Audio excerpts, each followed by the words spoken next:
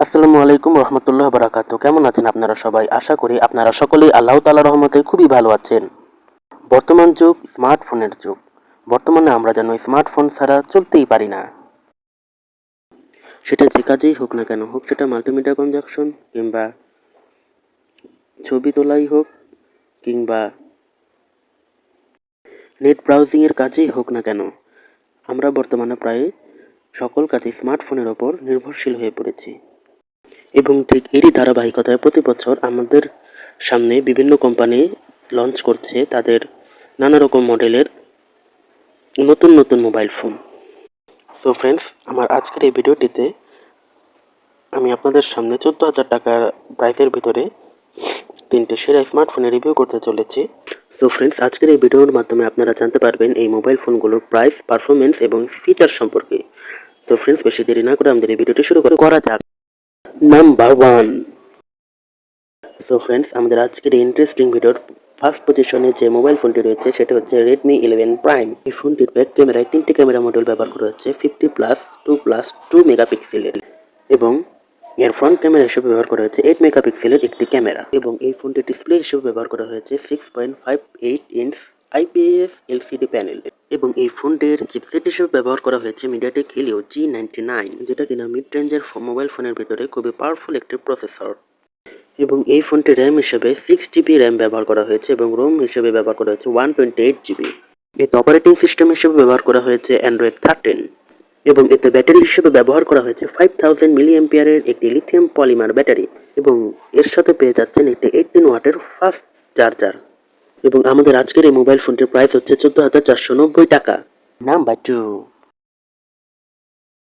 So friends, এখন আপনারা number 2 পজিশনে যে মোবাইল ফোনটি দেখতে চলেছেন, এই মোবাইল ফোনটি হচ্ছে আইটেল S23। এতে ব্যাক ক্যামেরা হিসেবে 2টি ক্যামেরা মডিউল ব্যবহার করা হয়েছে। প্রথমটি হচ্ছে 50 মেগাপিক্সেল এবং অন্যটি হচ্ছে QVJ একটি ক্যামেরা মডিউল, এবং এই মোবাইল ফোনটিতে ফ্রন্ট ক্যামেরা হিসেবে পেয়ে যাচ্ছেন 8 মেগাপিক্সেলের একটি ক্যামেরা মডিউল, এবং এই মোবাইল ফোনটিতে ডিসপ্লে হিসেবে পেয়ে যাচ্ছেন 6.6 inch 90Hz IPS LCD panel. এই মোবাইল ফোনটিতে চিপসেট হিসেবে ব্যবহার করা হয়েছে ইউনিসক T606।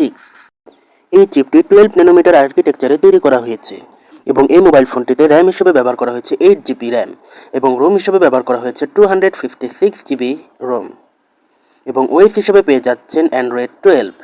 এই মোবাইল ফোনটিতে ব্যাটারি হিসেবে পেয়ে যাচ্ছেন 5000 মিলিঅ্যাম্পিয়ারের একটি ব্যাটারি, এবং চার্জার হিসেবে পেয়ে যাচ্ছেন 10 ওয়াটের একটি চার্জার।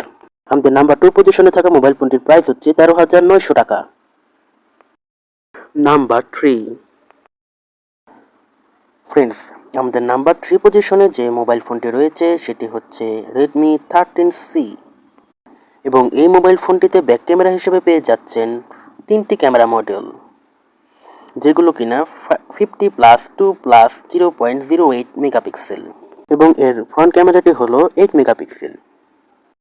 এই মোবাইল ফোনটিতে ডিসপ্লে হিসেবে ব্যবহার করা হয়েছে 6.74 ইঞ্চ একটি 90Hz IPS LCD প্যানেল, এবং চিপসেট হিসেবে পেয়ে যাচ্ছেন মিডিয়াটেক হেলিও G85। এই চিপসেটটি 12 ন্যানোমিটার আর্কিটেকচারে তৈরি করা হয়েছে। এই মোবাইল ফোনটিতে র্যাম হিসেবে পেয়ে যাচ্ছেন 4GB এবং রোম হিসেবে পেয়ে যাচ্ছেন 128GB, এবং এই মোবাইল ফোনটিতে অপারেটিং সিস্টেম হিসেবে ব্যবহার করা হয়েছে অ্যান্ড্রয়েড 13, এবং ব্যাটারি হিসেবে ব্যবহার করা হয়েছে 5000 মিলিঅ্যাম্পিয়ারের একটি ব্যাটারি। চার্জার হিসেবে পেয়ে যাচ্ছেন 18 ওয়াটের একটি ফাস্ট চার্জার। আজকের নাম্বার 3 পজিশনে থাকা মোবাইল ফোনটির প্রাইস হলো 13,500 টাকা। সো ফ্রেন্ডস, আজ এই পর্যন্তই। দেখা হবে নতুন একটি ভিডিওতে। আসসালামু আলাইকুম রহমতুল্লাহি ওয়া বারাকাতুহু।